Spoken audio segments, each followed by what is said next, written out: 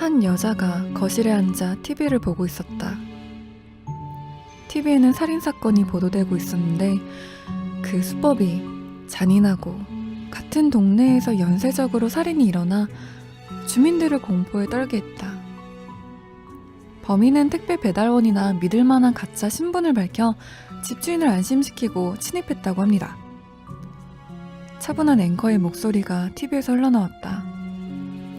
여자가 더욱 관심을 둘 수밖에 없는 이유는 그 연쇄살인이 자신이 사는 아파트 단지 근처에서 일어났기 때문이었다. 덕분에 동네 곳곳에서는 형사와 수사관들이 오고 가고 동네 주민들이 사건 현장에 몰려 수군대는 등 여러모로 분위기가 불쾌해져 있었다. 사실 형사들이 아파트 주위를 오고 가는 것에 대해 여자가 다른 주민들보다 더욱 언짢았던 감정을 가지는 데에는 다른 이유도 있었다. 띵동. 여자가 커피를 마시려고 TV를 끄고 일어났을 때 마침 초인종이 울렸다. 여자는 현관문 쪽으로 걸어나갔다. 누구세요? 라고 여자가 묻자 약간은 딱딱하고 직업적인 말투의 답변이 돌아왔다.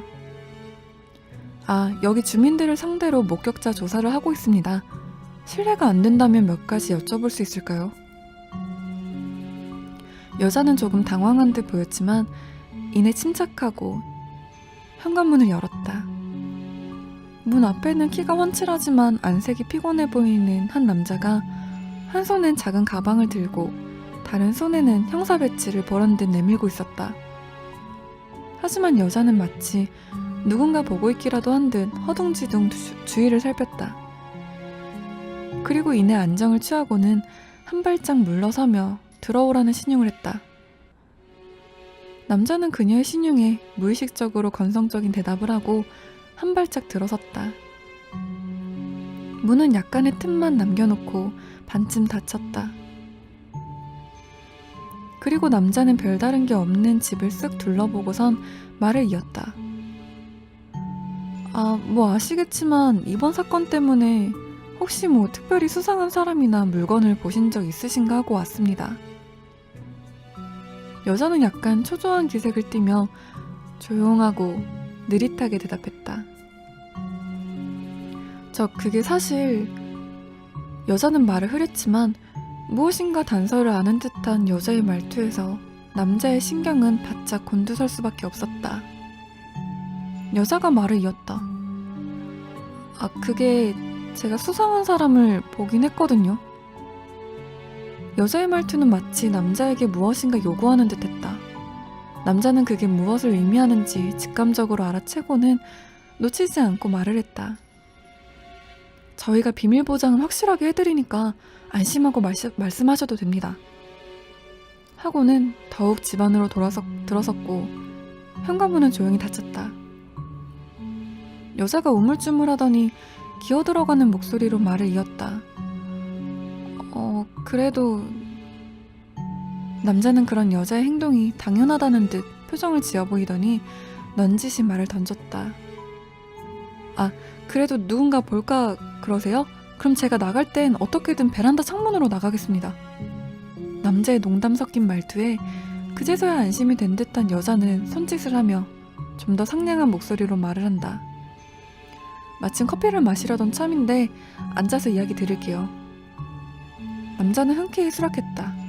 여자가 어떤 단서를 알고 있기에 남자의 태도도 적극적으로 변해 있었다. 현관문이 닫혔지만 남자가 거실로 바로 옮기자 조용한 집의 분위기가 한층 더 조용해지는 것 같았다. 남자는 소파에 앉아 집안을 둘러보며 가방에서 수첩과 펜을 꺼냈다. 그리고 부엌에서 주인 여자가 준비해오는 커피를 기다렸다. 잠시 후 여자가 양손에 커피를 들고 와서는 조용히 커피를 남자에게 내밀었다. 남자는 커피를 받고 형식적으로 한 모금 마셨다. 사실은...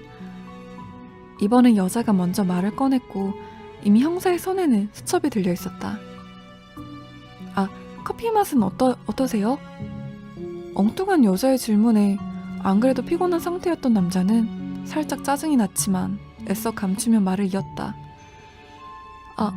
커피요? 남자는 커피를 조금 더 깊게 마셔보고는 솔직하게 말을 했다. 조금 쓰긴 한데 마실만 합니다. 여자는 아쉬운 듯 말을 이었다. 그래요? 비싸게 주고 산 건데 쓰다니. 만약 지금 살인사건에 관한 조사 중이 아니었다면 이런 쓰고 맛없는 커피를 비싸게 주고 사다니 한심하다고 비아냥거리고 싶었지만 남자는 그보다 더 해야 할 일이 많았기 때문에 차분히 말을 이었다. 혹시 수상한 사람을 보셨나요? 말이 끝나자마자 여자는 천천히 남자를 훑어보더니 이렇게 얘기했다. 사실 어떤 남자를 보긴 했어요. 근데 그 남자는 왠지 다른 사람들보다 피곤해 보였고 뭔가를 조사하러 다니는 듯 했거든요. 남자는 수첩에 기록해가며 질문을 던졌다. 그럼 혹시 옷차림이나 머리 스타일이 기억나시나요? 여자는 고개를 끄덕였지만 기록을 하고 있던 남자는 그 모습을 보지 못했다. 그게 170쯤 넘어 보이는 키에 청바지를 입었고 분명히 말이 더 남았는데도 여자는 말끝을 흐렸다. 그리고는 엉뚱한 말을 했다. 커피 좀 더 드세요. 살인사건에 대해 이야기를 하면서 자꾸 커피에만 신경 쓰는 여자의 태도를 못마땅해 하며 남자는 일부러 커피를 양껏 들이켜 마신 후 여자에게 쏘는 듯한 말투로 대답했다. 사실 소파에 앉아있어서 그런지 몸이 점점 나른해지는 것도 남자의 짜증 섞인 말투에 한몫했다. 저희가 지금 한시라도 빨리 범인에 대한 인적 사항을 수집해야만 합니다. 여자는 알았다는 듯 고개를 끄덕이곤 아까 못한 말을 이었다. 청바지를 입고 황색 티를 입고 있었어요. 여자의 말투는 조금 전과는 다르게 약간 떨리는 목소리였다. 남자는 그런 여자의 행동이 조금 이상했지만 신경 쓰지 않고 기록을 이어가며 말을 했다. 그리고 또 다른 점은요? 여자는 여전히 약간 떨리는 목소리로 말을 했다. 노란색 체크 무늬가 있는 가죽 가방을 들고 있었어요. 그 말을 듣고 남자는 기록을 중지하고는 고개를 숙이고 자신의 바지와 티를 둘러보았다. 그리고 인상을 양껏 찌푸리며 옆에 놓인 자신의 가방을 보았다. 그리고 엄청난 화가 치밀어 올랐다. 청바지에 황색 티를 입고 노란 체크무늬 가방을 가진 사람은 바로 남자 자신이었기 때문이다. 아니 이게 뭐 하자는 겁니까? 언성을 높여 말하며 수첩을 강하게 바닥에 내리쳤다. 그 모습을 본 여자는 아직 할 말이 더 있다는 듯 답답한 표정을 지으며 차분하게 말을 이었다. 좀 전에 떨리는 목소리와는 다르게 오히려 차분한 목소리였다. 형사님, 생각해보세요.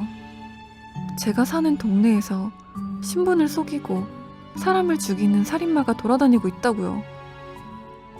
남자는 화가 났지만 일단 여자의 말을 끊지 않고 계속 들었다. 그리고 여자가 말을 이었다. 이런 살인마가 동네에 있을지도 모르는데 평범한 사람이라면 형사라고 해서 쉽게 문을 열어주겠어요? 남자는 무엇인가 깨달은 듯 자리를 박차고 일어섰다. 하지만 이내 다리에 힘이 풀리고 눈꺼풀이 무겁게 감겼다.